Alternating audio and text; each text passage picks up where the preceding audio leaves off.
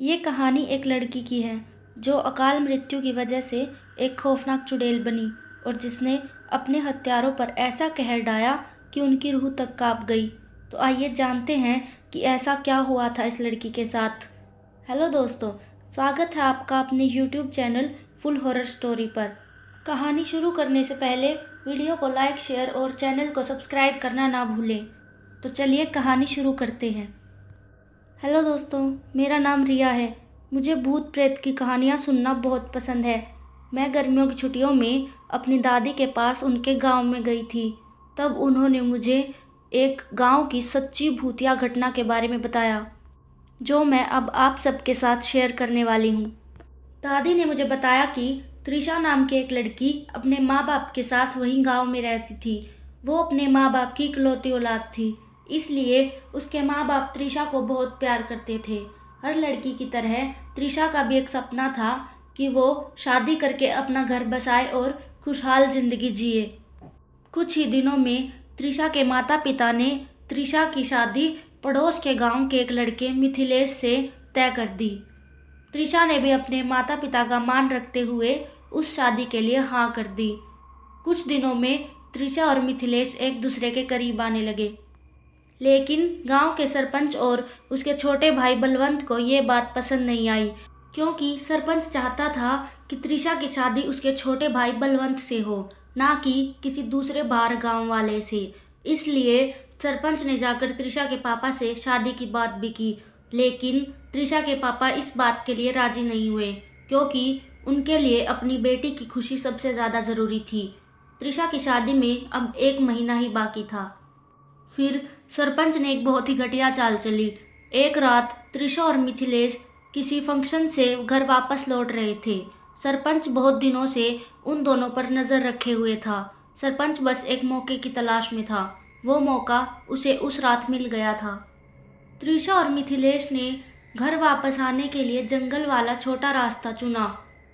वहीं जंगल में झाड़ियों के बीच सरपंच, उसका छोटा भाई बलवंत और सरपंच का मुनीम बिरजू तीनों किसी भेड़िए की तरह घात लगाए हुए बैठे थे। थोड़ी ही देर में त्रिशा और मिथिलेश हाथों में हाथ डालकर इस साजिश से बेखबर उस जंगल वाले रास्ते पर आए कि तभी पीछे से सरपंच, उसके भाई बलवंत और मुनीम बिरजू ने उन दोनों के सिर पर बड़े बड़े पत्थरों से इतनी जोर से वार किया कि वो दोनों वहीं पर बेहोश हो गए। बिरजू ने मिथिलेश को जान से मारकर उसकी लाश को झाड़ियों के पीछे छिपा दिया और तब तक सरपंच और बलवंत ने त्रिशा के साथ वह कर दिया जिस अपराध से पूरे समाज को नफरत है।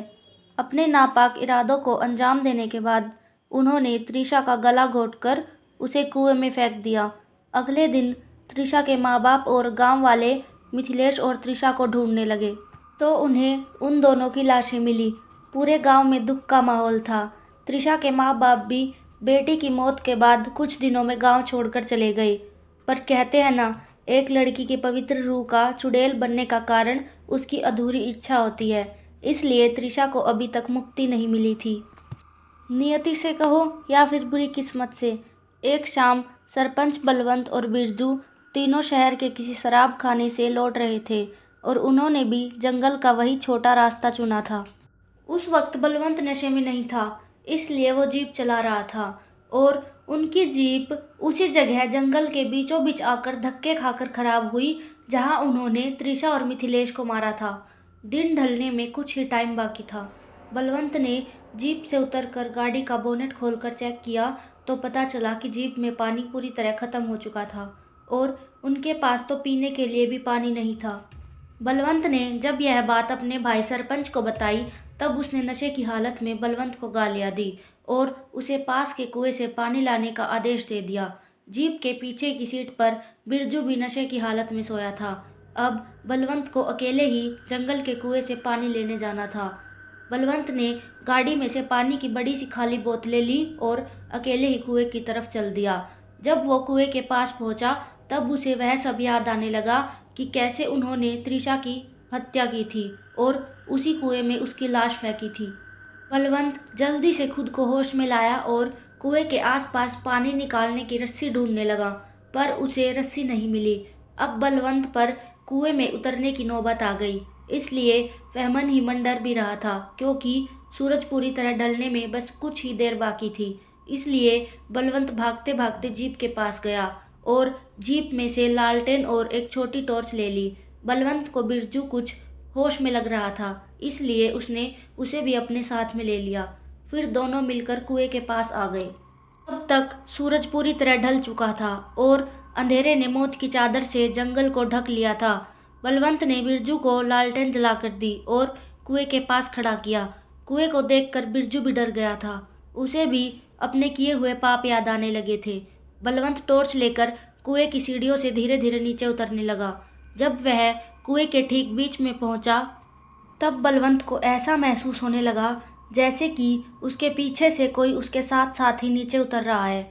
बलवंत ने टॉर्च की रोशनी में पलट कर देखा, पर वहाँ कोई नहीं था। उसने एक बार बिरजू को आवाज़ दी और उसका जवाब आने के बाद बलवंत फिर से नीचे उतरने लगा।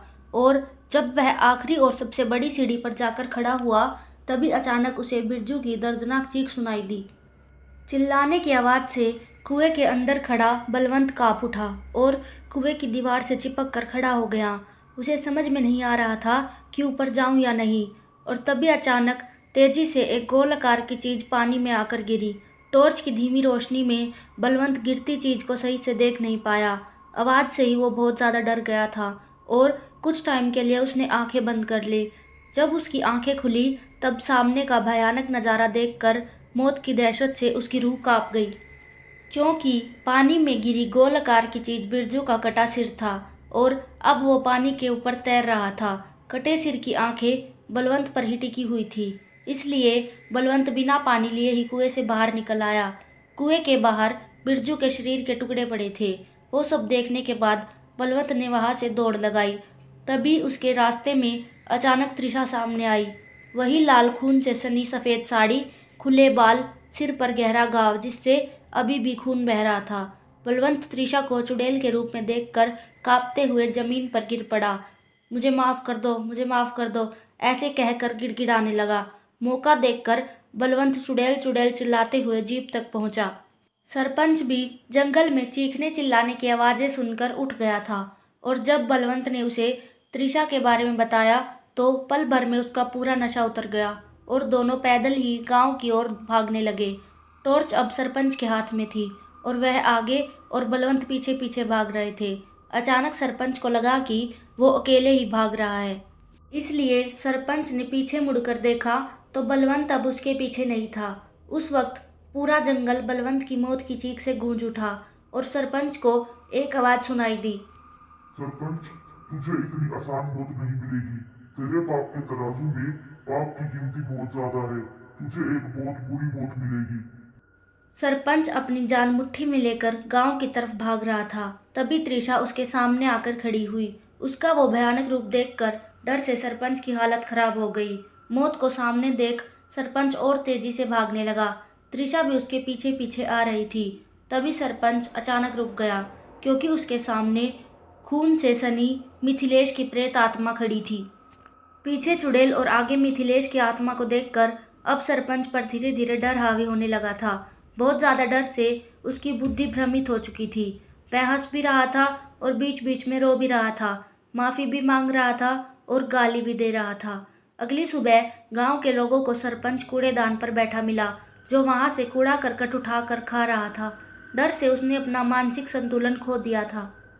उसके अपने घर वाले भी उसे ज़्यादा टाइम तक घर में ना रख सके और कुछ ही दिनों में कूड़ेदान पर ही गांव के भटकने वाले पागल कुत्तों से खाना छीनते वक्त हुई लड़ाई में कुत्तों के एक समूह ने उसे जान से मार डाला।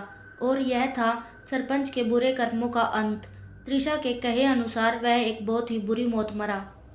तो यह थी हमारी आज की कहानी, चुड़ैल का बदला। आपको ये कहानी कैसी लगी हमें कमेंट करके ज़रूर बताएं।